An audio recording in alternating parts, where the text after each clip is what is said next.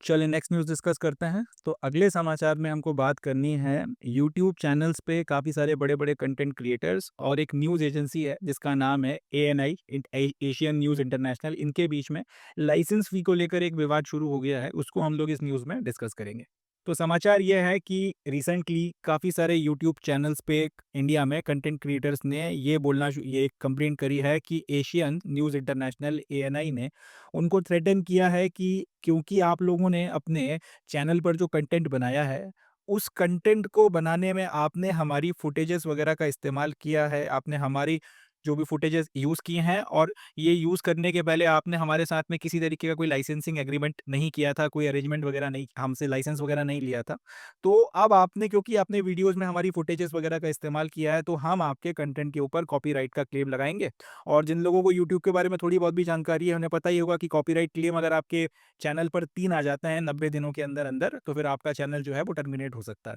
अब अगर आप इससे बचना चाहते हो तो फिर इसके लिए आपको हमको कुछ पेमेंट देना पड़ेगा। एक तो आपको हमारे से जो है एक तो आपका जो भी सब्सक्रिप्शन फ़ीस होती होगी इनकी एएनआई वालों की, तो वो आपको लेना पड़ेगी प्लस आपको कुछ लाइसेंस फ़ी पे करनी है प्लस साथ ही साथ ये जो आपने बिना लाइसेंस फ़ी पे किए जो आपने बिना ऑथराइज़ेशन के आपने हमारा फुटेजेस वगैरह का इस्तेमाल किया, उसके डैमेजेस वगैरह आपको पे करना पड़ेंगे, तब जो है आप हमारा कंटेंट इस्तेमाल कर सकते हो। अगर ऐसा नहीं करोगे, तो फिर हम आपके ऊपर कॉपीराइट स्ट्राइक्स लगा देंगे और 3 स्ट्राइक्स अगर आपके ऊपर आ गई, तो आपका चैनल जो है वो अ, डिलीट कर दिया जाएगा। तो ये जो है एएनआई वालों ने बोला है।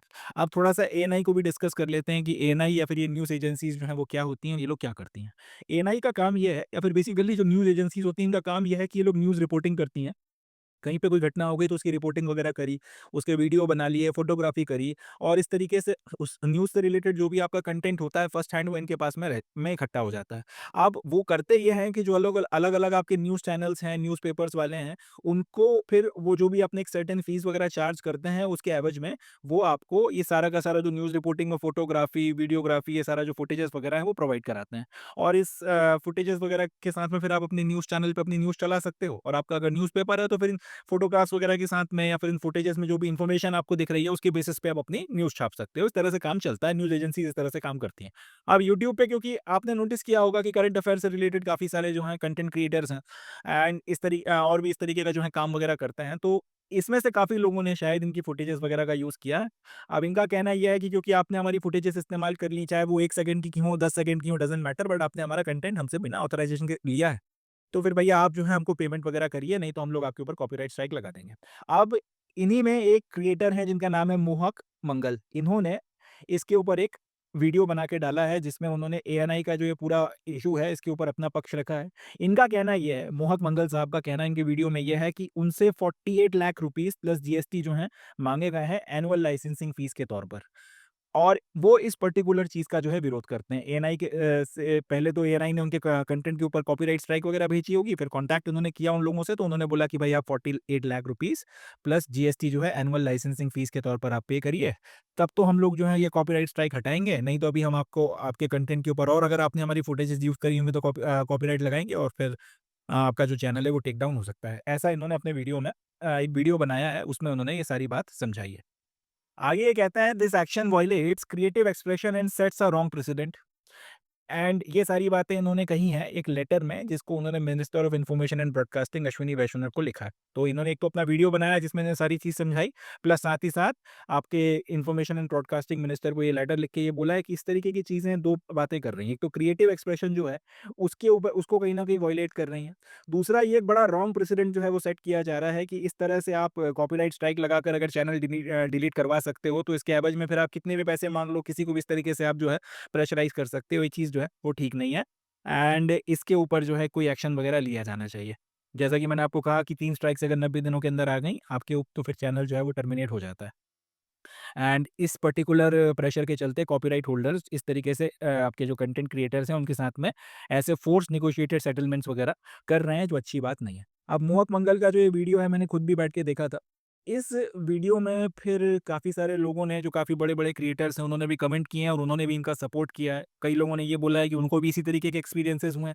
इनका वीडियो आने के बाद में और भी लोगों ने फिर अपने वीडियोज़ वगैरह में बताया है कि भाई उनसे भी इसी तरीके की सिमिलर डिमांड्स वगैरह की गई थी।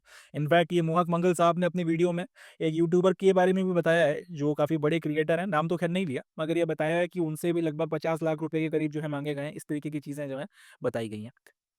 अब यहाँ पर इनका कहना ये है कि ऑल्दो एक तो मैं जो फुटेज इन्होंने इस्तेमाल किया था वो बहुत कम टाइम ड्यूरेशन का था, कुछ सेकंड्स का था, और दूसरा ये कि ये जो पूरा का पूरा फुटेज इस्तेमाल है ये फेयर यूज़ की पॉलिसी में आता है। तो कायदे से तो उनके ऊपर स्ट्राइक आनी नहीं चाहिए थी, और अगर आई भी है तो फिर इसको हटना चाहिए, क्योंकि ये जो उन्होंने फुटेज वगैरह अगर इस्तेमाल की भी है तो वो फेयर यूज़ के तहत में करी है। थोड़ा-सा इसको भी डिस्कस कर लेते हैं।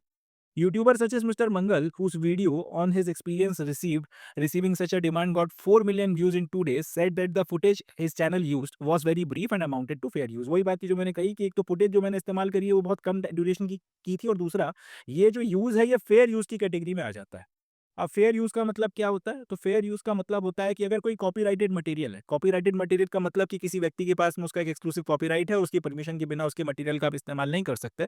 अगर इस तरीके के कॉपीराइट मटेरियल का इस्तेमाल आप कुछ इस तरीके से करते हैं कि कॉपीराइट फ्रेमवर्क को या फिर कॉपीराइट से रिलेटेड जो भी लॉज़ वगैरह बने हुए हैं, उनका वायलेशन नहीं होता, उनका इन्फ्रिंजमेंट नहीं होता, तो फिर ये जो चीज़ है वो फेयर यूज़ की कैटेगरी में आ जाती है। अब ये सुनने में बड़ा अजीब-सा लग रहा होगा कि मैंने बोला कि भाई एक पर्टिकुलर चीज़ है, इसके ऊपर मेरा कॉपीराइट है। अब अगर आपने इसका इस्तेमाल करना है तो आपको मेरे से परमिशन लेना पड़ेगी या लाइसेंस लेना पड़ेगा, मेरा ऑथराइज़ेशन लेना पड़ेगा, उसके बाद ही आप इसका इस्तेमाल कर सकते हो। नहीं तो और उसके बिना अगर आप करोगे तो फिर मैं जो है आपके खिलाफ कॉपीराइट का क्लेम लगा सकता हूँ। इसी में अब अगर किसी ने उस कंटेंट का इस्तेमाल मेरी परमिशन के बिना किया, मगर इस तरह से किया कि कॉपीराइट फ्रेमवर्क को लेके जो पूरा कानून बना हुआ है, कॉपीराइट को लेके आपका पूरा का पूरा जो लॉज़ वगैरह बने हैं, वो वायलेट नहीं होते हैं, तो ये चीज़ आपका फेयर यूज़ कहलाती है। अब थोड़ा-सा ये कन्फ्यूज़िंग लग रहा होगा तो इसको हम लोग और क्लियर डिटेल में समझते हैं। इंडिया में या फिर इंडिया के जो आपके कानून हैं, उनमें फेयर यूज़ किसको माना गया है? अगर कोई कॉपीराइटेड मटेरियल है और उसका इस्तेमाल कोई व्यक्ति अपने पर्सनल यूज़ के लिए कर रहा है, या फिर अगर उस मटेरियल का क्रिटिसिज़्म करने के लिए कर रहा है या उसका रिव्यू करने के लिए कर रहा है, किसी कोर्ट केस में अगर वो अपने फ़ेवर में उस पर्टिकुलर चीज़ को रिप्रोड्यूस करता है, उस कंटेंट को, या फिर अगर किसी करंट इवेंट की रिपोर्टिंग कर रहा है या फिर किसी करंट अफेयर को जो एक्सप्लेन करने के लिए अगर वो उसका इस्तेमाल करता है, चाहे including reporting of a lecture delivered in public. तो ये सारी चीज़ कोई लेक्चर वगैरह अगर वो बना के पब्लिक में अगर वो डिलीवर कर रहा है, तो ये सारी की सारी चीज़ें जो है फेयर यूज़ की कैटेगरी में आती हैं। भारत का जो कॉपीराइट एक्ट 1952 बना हुआ है, उसके सेक्शन 52 के तहत में। तो मिस्टर मोहक मंगल जो है, इनका कहना ये है कि एक तो मैंने बहुत कम ब्रीफ फुटेज इस्तेमाल करी है, प्लस फिर वही बात कि मैं इनमें से किसी न किसी कैटेगरी में तो आ ही जाएगा। करंट इवेंट्स या करंट अफेयर्स एक्सप्लेन कर रहा था, तो उसमें जो है मैंने इस्तेमाल किया, तो इस कायदे से ये जो है फेयर यूज़ में आना चाहिए। और क्योंकि ये फेयर यूज़ में आ रहा है, तो फिर भाई मेरे ऊपर ये स्ट्राइक वगैरह नहीं होनी चाहिए, और ये एक अच्छी चीज़ नहीं है कि ऐसे आप जो है क्रिएटर्स को कॉपीराइट स्ट्राइक भेजो और ये सारी चीज़ें। अब जब से इन्होंने ये बात कही है तो फिर काफ़ी सारे, जैसे मैंने बोला कि दूसरे भी क्रिएटर्स निकल कर आ गए हैं। अब ये जो यूट्यूब में इस तरीके के पूरे अब जो क्रिएटर्स की कम्युनिटी है उनका सपोर्ट भी इनको मिल रहा है। काफ़ी लोग क्रिटिसाइज़ भी कर रहे हैं। इसी तरीके से एएनआई वालों ने भी अपना पक्ष रखा है कि हम लोग भाई बहुत मेहनत से ये जो पूरी रिपोर्टिंग करते हैं, और हमारे पूरा इसमें काफ़ी पैसा लगता है, रिपोर्टर्स को हम लोग तनख्वाहें देते हैं, इक्विपमेंट्स मेंटेन रखना पड़ते हैं, और उसकी मदद से हम लोग ये फुटेजेस वगैरह बनाते हैं और सब लेकर आते हैं। न्यूज़ चैनल वालों को भी अगर हम देते हैं तो हम अल्टीमेटली उनसे एक फ़ीस चार्ज कर रहे हैं। न्यूज़पेपर भी अगर हमसे ये सारा कंटेंट ले रहा है तो हम उसकी भी एक फ़ीस चार्ज कर रहे हैं। तो हमारा भी जो है एफर्ट लगा है, मेहनत लगी है, खून पसीना लगा है। ऐसे आप अगर हमारा कंटेंट इस्तेमाल करो, अल्टीमेटली आप उससे फिर पैसा बना रहे हो और हमें कोई फ़ायदा नहीं हो रहा, तो ये चीज़ तो ठीक नहीं है ना। ये उन लोगों का पक्ष है। तो दोनों अपनी-अपनी जगह पर जो है अपने पक्ष रख रहे हैं, दोनों को सपोर्ट भी मिल रहा है, क्रिटिसिज़्म भी मिल रहा है, और ये बात अभी फिर आगे बढ़ेगी। और मेबी अगर ये मैटर ज़्यादा तूल पकड़ता है तो मेबी शायद इसके बाद कॉपीराइट एक्ट जो है 1952, इसमें शायद कुछ सुधार हमको देखने को मिले। फेयर यूज़ क्या है, क्या नहीं है, कितना आप कंटेंट कॉपीराइट इस्तेमाल कर सकते हो, नहीं कर सकते, किस कंडीशन में स्ट्राइक लगाई जा सकती है, नहीं लगाई जा सकती, ये सारी चीज़ें भी निकल कर आएँ। और मेबी ये जो डिजिटल कंटेंट क्रिएटर्स हैं, इनके भी शायद कुछ राइट्स वगैरह के प्रोटेक्शन को लेकर कुछ कानून बने, कुछ रेगुलेशंस, कुछ गाइडलाइंस वगैरह निकल कर आएँ।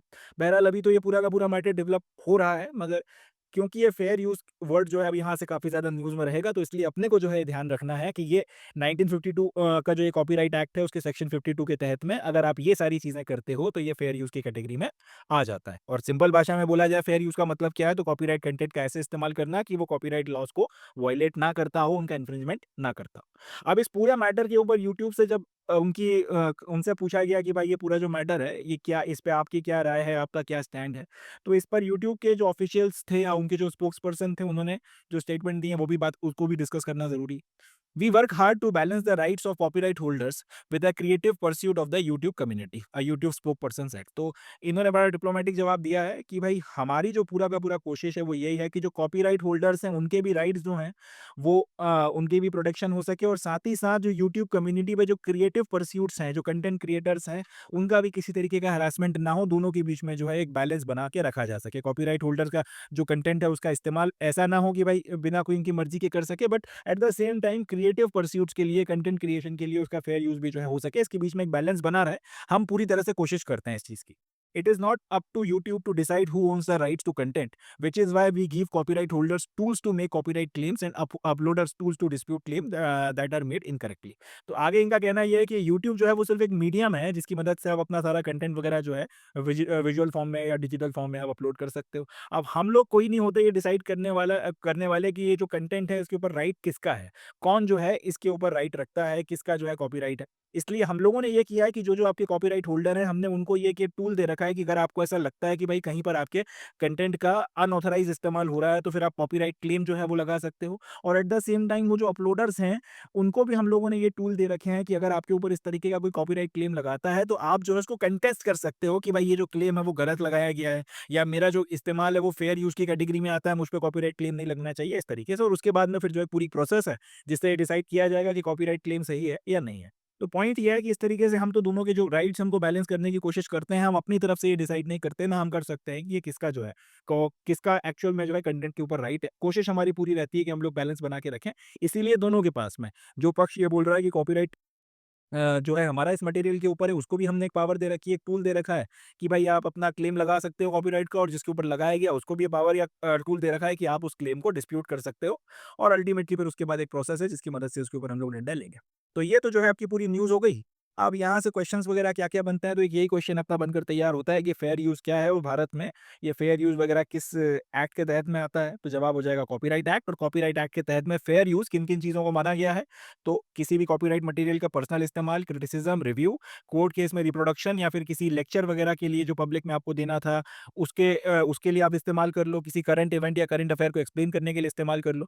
इन सारी चीज़ों में अगर आप यूज़ करते हो तो इसको आप कॉपीराइट एक्ट 1952 के सेक्शन 52 के तहत में एक्सेम्पशन जो है माना गया है, या फिर फेयर यूज़ की कैटेगरी में इसको रखा जाता है। बाकी तो न्यूज़ डेवलपिंग स्टेट में है, जैसे-जैसे आगे बढ़ती है तो उसके क्या-क्या कॉन्सिक्वेंसेस होते हैं वो हमको आगे पता चलेंगे। पर वो मैं आपके साथ में जैसे-जैसे ये डेवलप होगी और इसमें बातें निकल कर आएँगी तो मैं आपके साथ में डिस्कस करूँगा। अभी के लिए करंट अफेयर के पॉइंट ऑफ व्यू से अपने लिए सिर्फ़ ये इतना ही काम का है। चलें, नेक्स्ट न्यूज़ की तरफ बढ़ते हैं, देखते हैं।